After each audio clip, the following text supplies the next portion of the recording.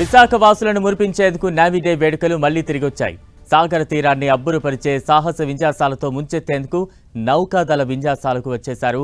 గత ఏడాది వేడుకను పూరీకి మార్చి వైజాగ్ ప్రజలను నిరుత్సాహపరిచారు. ఈసారి మాత్రం ఇవాల్టి నుంచి విశాఖలోనే జరగనున్నాయి.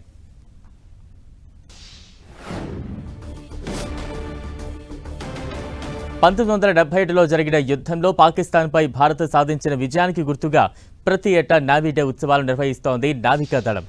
అప్పటి నుంచి క్రమం తప్పకుండా ఆర్కే బీచ్లోనే వేడుకలు జరుపుతోంది.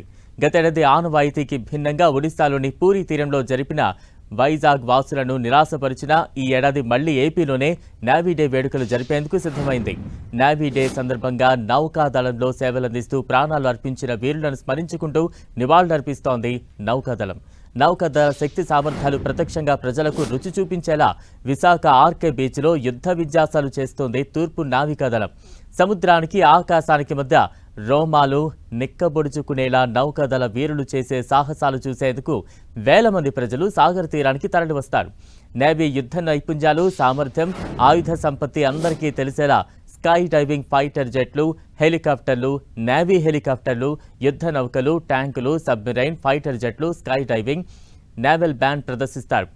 ఈసారి laser show, drone show, Kalinga చక్రవర్తి, మేక్ ఇన్ ఇండియా, భారత మ్యాప్, సింహం వంటి ఆకృతుల్లో యుద్ధ విన్యాసాలు చేపట్టనున్నారు.